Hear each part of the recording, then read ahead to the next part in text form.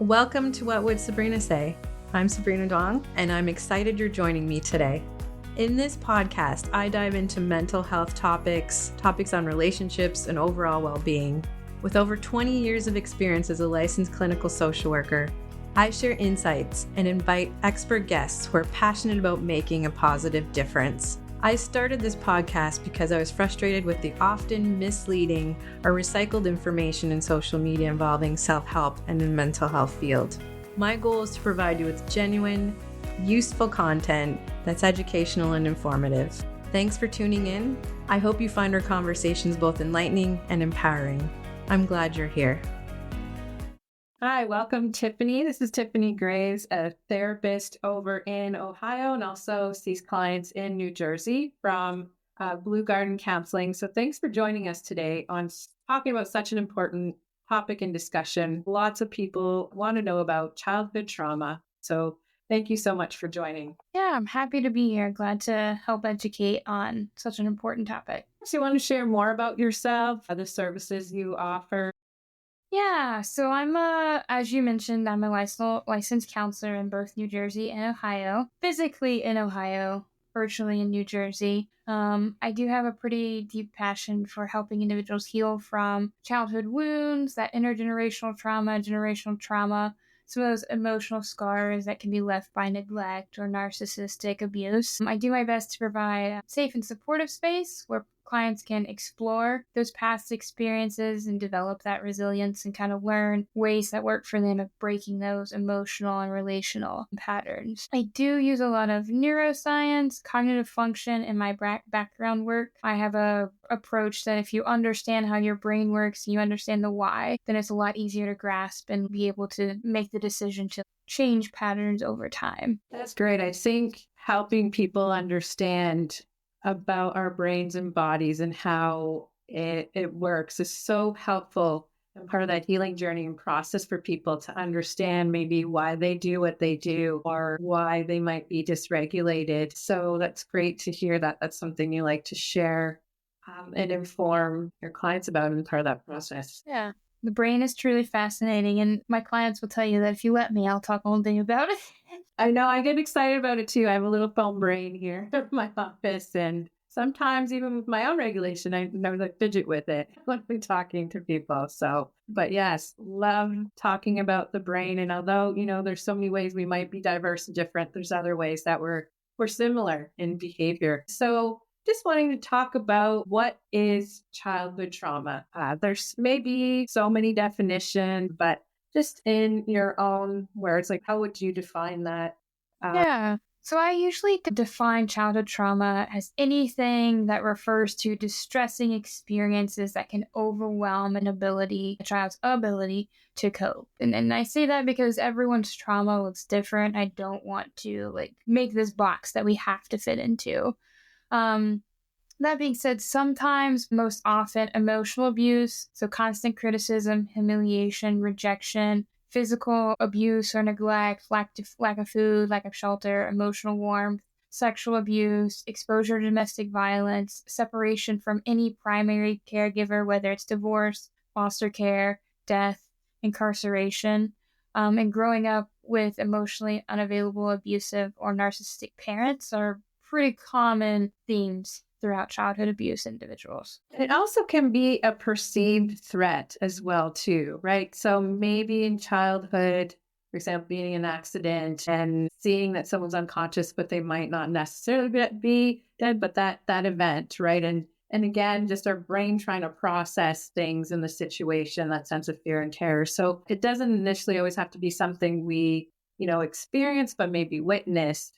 Yeah, experiencing distressing events that we are removed from can also be just as traumatic as ones we personally experience. Right. So when one might experience trauma in childhood, how does it affect a person in adulthood? Yeah. So over time, the effects of childhood trauma shape the brain, shape our emotional responses. And oftentimes this leads to difficulties with emotional regulation. So very frequent high anxiety, anger, depression, sometimes chronic feelings of unworthiness or shame. It can manifest as trust or attachment issues, that fear of abandonment, difficulty in relationships, perfectionism, people pleasing, or even hyper independence or codependence sometimes, depending on the coping mechanisms. There's potential PTSD, we have potential personality disorders, and sometimes if it's chronic enough, we can have some physical issues such as, chronic pain, heart problems that can arise from being in that trauma state for so long. Right. We still are learning so much about trauma, and it's a time now we're hearing about energy and it being stored in the body physiologically. And so, like you're mentioning, it could be coming out as different types of illnesses as well, and how distress comes out in the body. And other ways that people might be affected is in terms of being able to regulate, like you're mentioning, issues with relationships. And there's a lot of talk these days about the ACE questionnaire. The ACEs? Diversity Childhood Experiences ACEs questionnaire, and what that means for people as well, and understanding how childhood trauma can affect their health too, and how prevention can be helpful in those measures. Yes, yeah, and being mindful that your score on the ACEs kind of already puts you at a disadvantage, whether it's fair or not, because you're going to have to be able to challenge yourself a lot more to get your mindset more to a positive shift than a neutral shift. Right. And just to share with people what ACEs is, it's a questionnaire that identifies if you've experienced any childhood trauma under age of 18, how you think that you might be impacted by it. And the higher the score, the more likely you're seeing it in different illnesses or disease, diabetes, etc., more likely to smoke.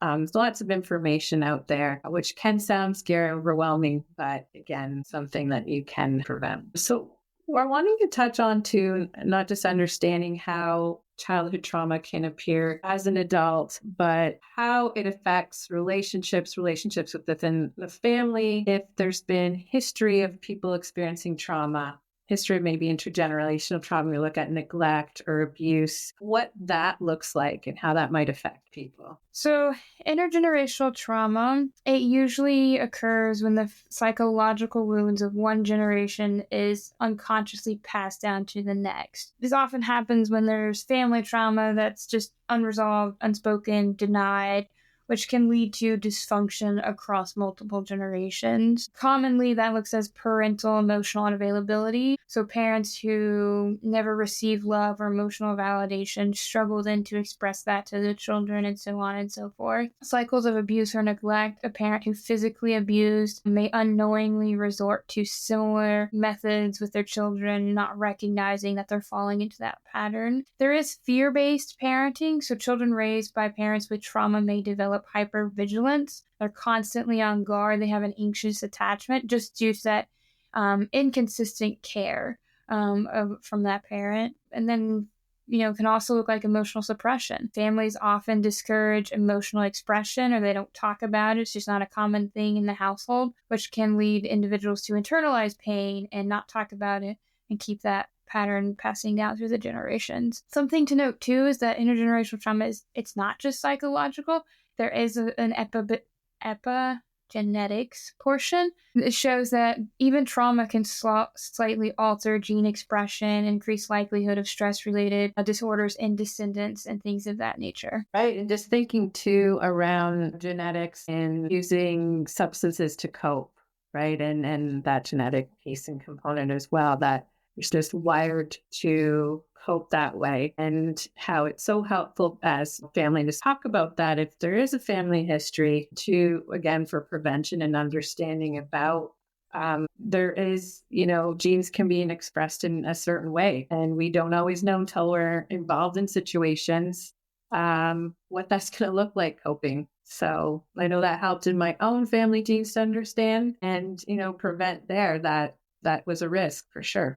Mm-hmm. So yeah, that's intergenerational trauma. Again, it's a cycle, it's perpetual. So how does one break that cycle? It sounds really deep and intense what we're talking about. It sounds like this isn't something that can be changed, reversible. Talking about genes in the brain. So how can one understand there is ways to break that pattern or cycle? Yeah, so breaking the cycle requires very intentional healing, some self awareness, and implementing new behavioral patterns. Some of those things just start off with you recognizing the pattern. So, what beliefs, behaviors, emotions, emotional reactions are automatic? Do these patterns come from those personal experiences, or were they inherited through, role modeling and just what was normalized in the family system? That being said, that leads you into doing therapy, trauma focused CBT, EMDR, IFS therapy. Some of the common ones, there are other approaches as well. It can help you identify trauma responses, then reframe them. It really also helps you connect to your nervous system so you can regulate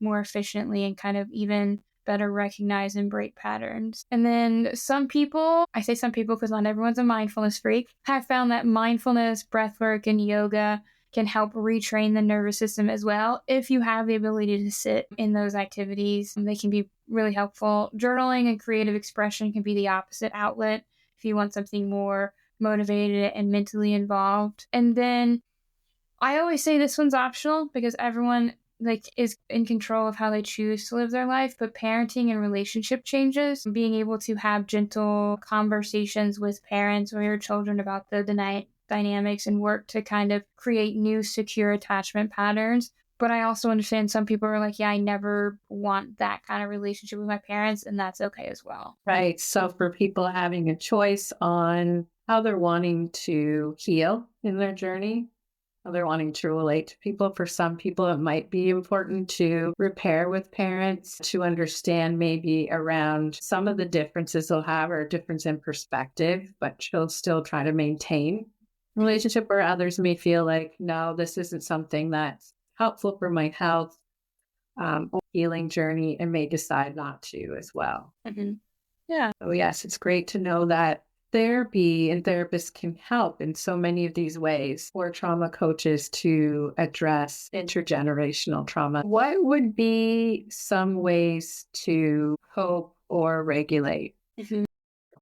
Yeah, so there's both immediate and long-term healing strategies. We can look at grounding techniques like holding ice cubes, splashing cold water on our face. Yoga could be more of a long-term healing strategy if that's your MO. Trauma-informed therapy and therapeutic groups, support groups can also be supportive. Creative outlets, so like art, music, writing, journaling, all of those are great ways to express kind of what's going on and cope with things. Building a support system, seeking out individuals, trusted individuals that you can start to process through and talk about kind of what's going on so you're not alone. And then the biggest one is just working to reframe that negative self-talk so that I am unworthy thought patterns, trying to be like, I do deserve love, I am worthy, and trying to replace those thoughts is a key part in healing and understanding that it's not your fault that you have to undo so much intergenerational trauma that's been passed down. Right. So there's lots of great strategies and tools that can help in addition to therapy, and it'll look different depending on where people are at in the process and journey. And it's helpful to continue to go back to receive support or counseling if it helps with different where you're at with the process and integrating trauma, or maybe if there's complex trauma as well. So just wondering, it sounds like maybe a lot, right, for people who might have experienced childhood trauma, and having insight and understanding on how it impacts your life. Like, where does one start? Yeah, there's a lot of different options. You can start by finding a therapist, finding a support group, reviewed books that are backed and sourced, or looking for therapists that align for that trauma journey is a great starting space. I mean, therapy can provide, that safe space, that non-judgmental space that you need to start processing through and acknowledging some of those trauma experiences and responses. And you can learn emotional regulation skills, tailored coping skills. They can offer personalized healing strategies for you, as you're going through this, so you don't have to go through it alone. Right. And what's good to know is that if there's such hesitancy of, what if I open Pandora's box and I'm not able to close it? What if I start sharing and it's too much for me? It's too intense. Our body knows where we're at, what we're ready for. And when we have that safe space and therapist guiding, It doesn't have to be a process that feels so overwhelming. And we don't need to rehash in detail about trauma in order to even integrate and heal from it, which is Yeah. helpful, I think, for people to know. Yeah, that's one of the things I remind everyone that I work with is I'm never going to ask you for a detailed recount of your trauma unless it's something you feel like you want to talk about. We can easily do the work without me knowing the details. Right, because that's not part of healing, and neither is meeting that other person if there was someone involved in that significant event to do any of the healing process. So it's helpful, I think, for people to know in terms of what to expect. There's information that you'll need to share in terms of how you're being impacted, but you don't have to share every detail. And it's whatever you define as a traumatic event, like we were saying earlier, not up for someone else to share that it's significant or not. Mm-hmm. I think we touched on a lot of great ways that people can understand how therapists are helpful. What childhood trauma is, how it might impact people into adulthood, noticing that there might be patterns and how people can choose to break them. Is there a way people can reach you in the state of Ohio or New Jersey if they're wanting support and helping with their trauma journey? Yeah, you can always reach me on my website, which is bluegardenscounseling.com. I'm pretty sure my phone number is on there. You can contact me straight through the portal as well. So that's the best way to get a hold of me. If you wanted to share about your podcast as well for maybe people who are curious and like to check it out and listen. Yeah, so I also have a podcast that I co-host with Eric. We take a deep dive into anything and everything that's under the trauma umbrella, and we try to break it down, doing our best to give education that otherwise might not be out there around trauma and how it impacts you and how it really is kind of like a network within of itself that's connected to a lot of different issues. And what was the name of the podcast? Deciphering Growth. Thank you. So just excited for listeners if they're wanting to learn more about trauma and listening to your episodes on Deciphering Growth. Thanks so much, Tiffany, for joining me today. It was a brief snippet to touch on trauma, but a great start, and love to have you back. Yeah, thank you for having me. It was a pleasure.